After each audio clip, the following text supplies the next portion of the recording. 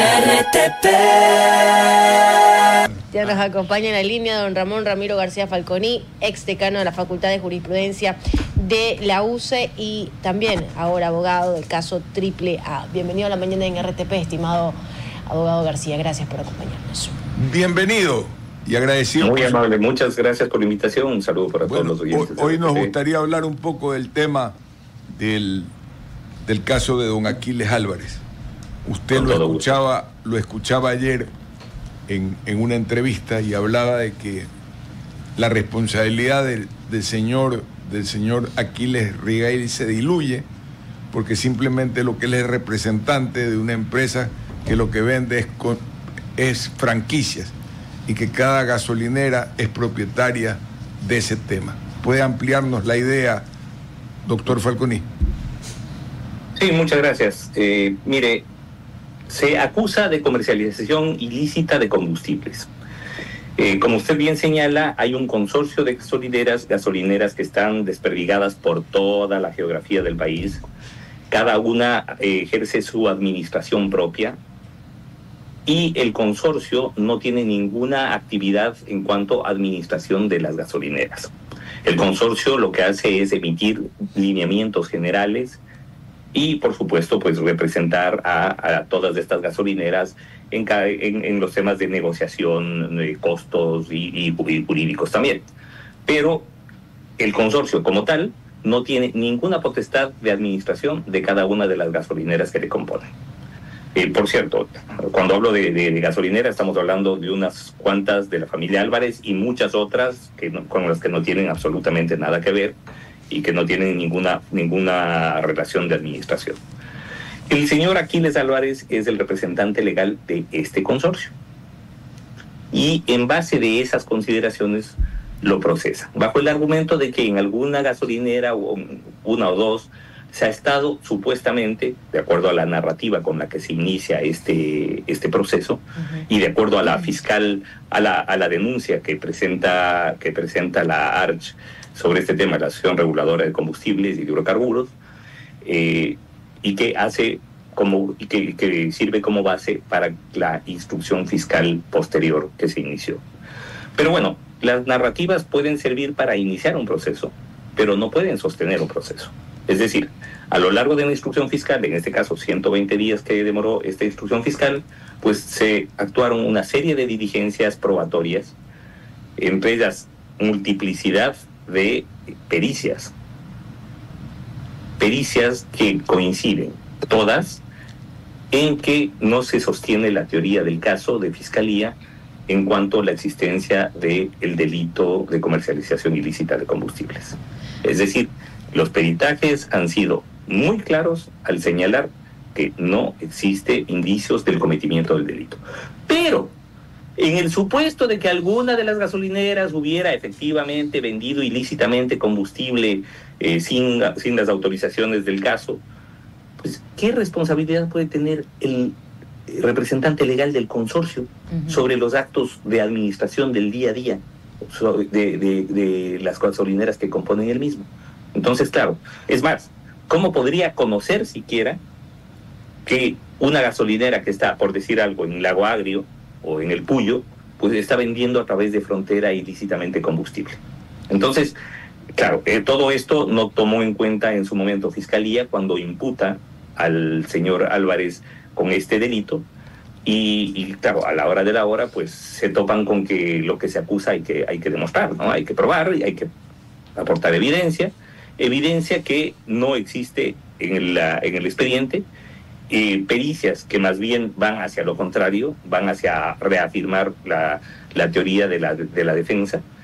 Y bueno, tenemos un expediente con 230 cuerpos, nada más ni nada menos, es un expediente súper voluminoso.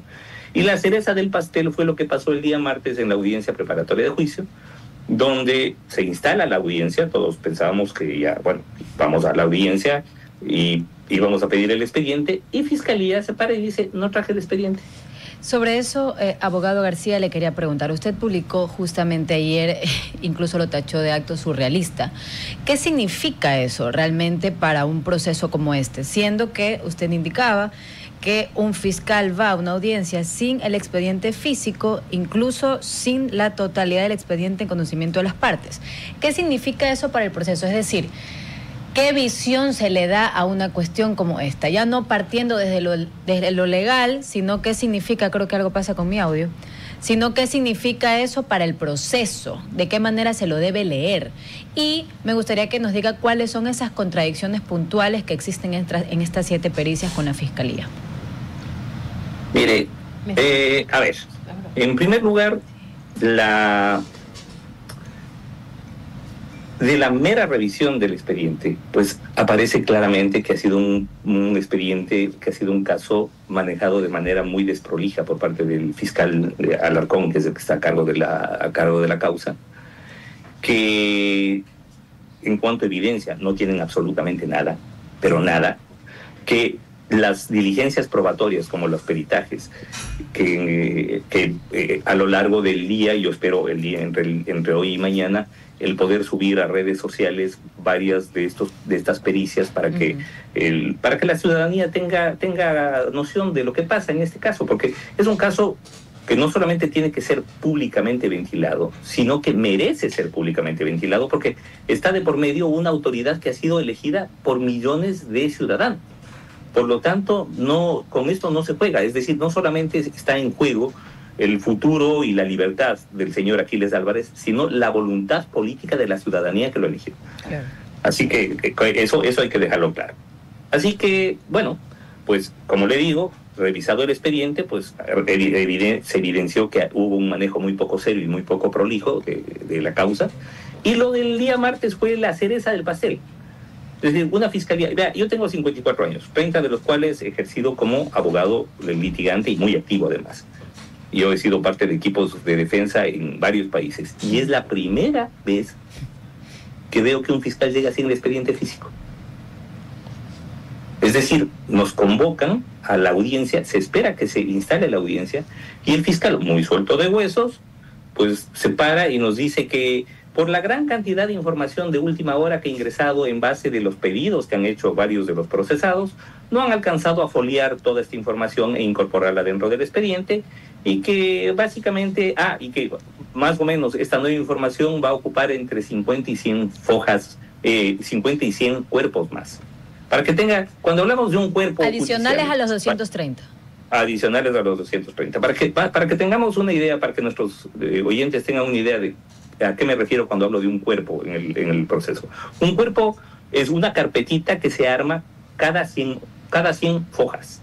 Es decir, un cuerpo tiene 100 hojas, lo que significa 200 páginas, porque en muchos de los casos está impreso de lado y lado. Entonces, son 200 páginas. Este caso tiene 230 cuerpos.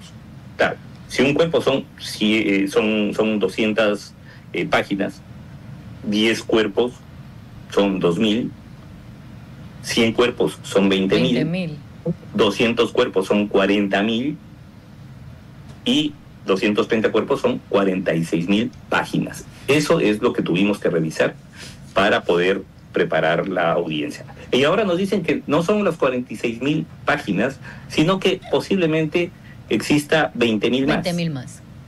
Así que, claro, 20.000 más que el propio fiscal dijo. Además, yo no sé toda la información que se va a incorporar.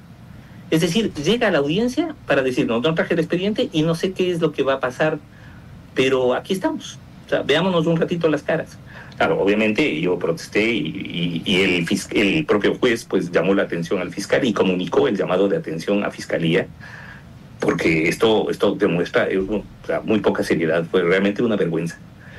Pero más allá de lo anecdótico de lo que pasó el día martes, esto nos demuestra que ha habido un manejo muy desprolijo de este caso, que ha sido un caso que no se lo ha manejado dentro de lo técnico y jurídico, que se lo ha manejado en base de narrativas comunicacionales, y bueno, pues esto así no se puede manejar una causa. Adelante, Nino. Doctor García, muy buenos días. Buenos días. Para que la audiencia pues pueda ilustrarse. ¿De qué se trata la audiencia que no se pudo instalar el día martes, que está pendiente de instalarse? ¿Y cuáles son las implicaciones para el alcalde de Guayaquil, Aquiles Álvarez, dependiendo de las decisiones posibles, ¿no? Eso es algo que le interesa, y si puede de alguna manera interrumpir el ejercicio del cargo. A ver, la instrucción fiscal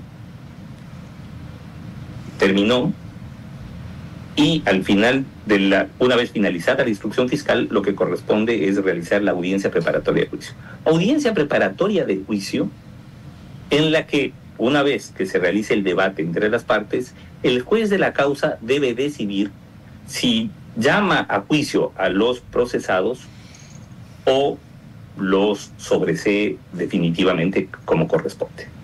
En este caso, en justicia consideramos que no hay otra opción que el sobreseimiento de los procesados, especialmente de mi defendido, el señor Aquiles Álvarez, pues que creo que ha sido de una u otra manera a quien lo han utilizado como mascarón de proa en el tema de este AAA, porque el caso es contra él. Si bien hay 16 procesados, personas naturales, y 6 personas jurídicas, son 22 procesados, pero realmente a quien la cabeza que interesa es la del alcalde de Guayaquil. Sí, un poco para ilustrar a la audiencia, esta decisión de sobreseimiento, ¿qué implica? Y una eventual decisión contraria, llamamiento a juicio, ¿qué implica? Y reitero, porque creo que es algo de interés de todos los guayaquileños. ¿Esto impediría al alcalde continuar? Claro, el sobreseimiento implicaría la ratificación de la inocencia de los procesados. El llamamiento a juicio implicaría el pasar a una siguiente etapa, que es la etapa de juzgamiento, que se la lleva con un tribunal penal y bueno, que digamos implica una nueva etapa que en su momento termina con una sentencia que puede ser de inocencia o condenatoria. Nosotros aspiramos que, en base a racionalidad y justicia, este caso termine aquí, termine donde tiene que terminar, acá, con un sobreseimiento. Ahora, en caso de ese llamamiento a juicio, ¿eso lo impediría que el alcalde continúe en sus funciones, o él las puede desempeñar durante toda la audiencia de juicio y en las siguientes instancias, apelaciones, casación? Eso creo que es algo de mucho interés de la ciudadanía. Mire, si bien hay una norma en la ley orgánica del servicio público que establece que el llamamiento a juicio es una causal de remoción del funcionario, pues en este caso, tratándose de una autoridad elegida popularmente, y además que no existiendo sentencia alguna, pues no tendría sentido de que al alcalde se le impida el ejercicio de su cargo. Doctor García, solamente para información, porque el 27 de mayo era un día clave y es justamente al que usted hace referencia, donde el fiscal Alarcón no llegó con los expedientes necesarios. Solo para quedar bastante claro, ¿por qué era clave y por qué lo digo así? Porque Fiscalía iba a pedir en ese día la prisión preventiva para el señor Aquiles Álvarez, y ustedes iban a pedir pues, el retiro de las medidas sustitutivas, en este caso de la imposición del grillete. Al no darse, sí quisiera irme por el lado de la utilización del grillete. Al final del día, ¿hubo o no consecuencias sobre el retiro o va a haber consecuencias sobre el retiro del grillete e incumplimiento de lo que se dispuso por el señor Álvarez, que alegó tener problemas cardíacos? Sí, a ver, más allá de los problemas cardíacos, porque el señor Aquiles Álvarez usa un dispositivo cardíaco que puede ser interferido por el dispositivo de geolocalización, el famoso grillete electrónico. Más allá de eso, el tema es, ¿cuál es la necesidad del grillete? El señor Aquiles Álvarez está cumpliendo a cabalidad las medidas sustitutivas. Se está presentando 2 veces por semana, 2 veces a Fiscalía. Firmado todo, con constancia siempre. Su agenda es pública. Es un funcionario que está actuando de manera pública. ¿Qué peligro de fuga puede haber? Porque el grillete tiene como finalidad la geolocalización del procesado a efectos de evitar la fuga. Un alcalde de Guayaquil que está asistiendo todos los días a su despacho, que está trabajando todos los días más de 10 horas, cuya agenda es pública y previamente además anunciada, ¿qué peligro de fuga reviste? Entonces, claro, eso nos lleva a pensar que el tema del grillete no tiene, o mejor dicho, que el interés de colocarle el grillete no es el de geolocalizarle y saber dónde está. es el de estigmatizar al procesado, estigmatizar en este caso al alcalde de Guayaquil con el uso del grillete. Es decir, ya este grillete deja de tener una utilización procesal y pasa a ser netamente simbólica. Es decir, un poco como la estrella amarilla de David, que se obligaba a utilizar a la comunidad judía en la Segunda Guerra Mundial. Doctor García, le saluda a César Fernández Cordero. Mi pregunta va por lo que se dio afuera del proceso. El ex funcionario de la ATM, José Franco, que en algún momento también fue empleado de una de las empresas de Aquiles Álvarez, él y otros fueron candidatos de Centro Democrático a las elecciones, tuvieron una inmunidad momentánea y no fueron involucrados en el proceso. Y ahí se quedó como por fuera, entiendo, y creo que ya es muy tarde para que se lo incluya, el tema de la venta a franquiciados por parte de Copedesa, de forma irregular y sin permisos, franquiciados que luego, o afiliados, que luego también vendieron a quienes no estaban autorizados a vender combustibles subsidiados. O sea, hay toda una trama que se queda afuera y por una cosa que para muchos les parece como que una trampita, ¿no? Lo he llamado candidato para salvarme de ese procesado. Y es interesante porque una de estas personas, por más que es afiliado nada más de Copedesa, tiene una relación política y anterior profesional con el alcalde. ¿Qué nos puede decir de eso? Mire, hay 16 personas naturales procesadas. Hay 6 personas jurídicas procesadas. Que se hayan quedado 1 o 2 porque se lanzaron de candidatos, eso es otra cosa, pero eso no afecta o no debería afectar a la teoría del caso de Fiscalía. El problema es que Fiscalía no ha podido sustentar su teoría del caso con ninguna evidencia. Ha pedido pericias por todo lado, todas las pericias que usted se puede imaginar, y todas las pericias concluyen en que no se sostiene la teoría del caso con ninguna evidencia, porque han sido pericias contables, financieras, de combustibles, del transporte, de todo. Entonces, más allá de lo que puede haber pasado con 1, 2 o 3 personas que al lanzarse como candidatos tuvieron de alguna manera alguna forma de inmunidad, más allá de eso, tenga usted la seguridad de que la Fiscalía ha hecho muchísimas diligencias. Si ya le estoy contando que hasta ahora lo que compone el expediente son 46,000 páginas. Entonces, imagínense la cantidad de diligencias que se han actuado. No hay una que sostenga la teoría del caso de Fiscalía. Eso es lo que le puedo decir. Gracias, doctor. Muy agradecido quedamos por su presencia en RTP. Muchas gracias a ustedes por la invitación. Siempre un gusto poder compartir en este medio y un saludo para todos los oyentes de mi querida Guayaquil. Un abrazo. RTP.